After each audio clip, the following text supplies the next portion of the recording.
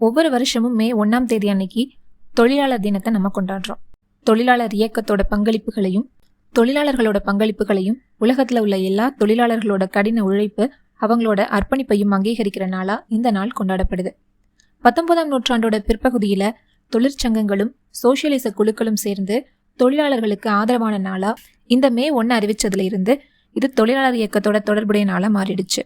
1886ஆம் ஆண்டு மே 1 நாள்ல அமெரிக்காவோட பிற நகரங்கள்ல நடந்தது மாதிரியே சிகாகோ நகரத்திலையும் 8 மணி நேர வேலை கேட்டு தொழிலாளர்களோட வேலை நிறுத்தம் நடந்தது. போராட்டக்காரர்கள் மேல போலீஸ் அடக்குமுறை நடந்ததுனால அங்க கலவரமே வெடிச்சது. சில தொழிலாளர்கள் கொல்லப்பட்டாங்க. இதுக்கு சிகாகோல கண்டன ஆர்ப்பாட்டமா ஹே மார்க்கெட் சதுக்கத்துல அமைதி பேரணி ஒன்றும் நடந்தது. இந்த பேரணியை கலைக்க வந்த காவல்துறை மேல வீசப்பட்ட ஒரு குண்டு மூலமா அவங்களோட அடக்குமுறை இன்னும் தீவிரமாச்சு. இந்த சண்டை ஓயறதுக்குள்ள 7 போலீஸ் கொல்லப்பட்டாங்க. 4-8 பொதுமக்கள் இறந்து போனாங்க. 30-40 பேர் காயமடைந்ததாகவும் சொல்லப்படுது.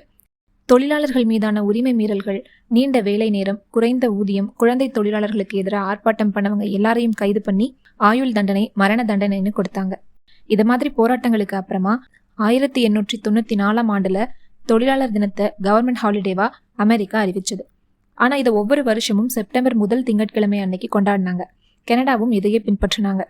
இந்த 2 நாடுகளும் செப்டம்பர் 1 திங்கள் அன்னைக்கு தொழிலாளர் தினத்தை கொண்டாடினாலும் மற்றவங்க வேற தேதியில கொண்டாட முடிவு செஞ்சுக்கிட்டாங்க. 1889ஆம் ஆண்டுல சோசியலிஸ்ட் தொழிலாளர் கட்சிகளோட அமைப்பான செகண்ட் இன்டர்நேஷனல் மே 1 தேதியை தான் தொழிலாளர் தினமா அனுசரிக்கப்படும்னு அறிவிச்சாங்க. 1890 இருந்து மே 1 சர்வதேச தொழிலாளர் தினமா கொண்டாடப்பட்டு வருது. இந்தியாவை பொறுத்த வரைக்கும் நாட்டிலேயே முதல் முறையா மே தின விழாவை கொண்டாடினவர் தென்னிந்தியாவின் முதல் கம்யூனிஸ்ட்னு அழைக்கப்படுற சிங்காரவேலனார் தான். 1923ஆம் ஆண்டு மே 1 தேதி அன்னைக்கு இவரோட தலைமையில இந்தியாவில் மே தினம் முதல்ல கொண்டாடப்பட்டுச்சு.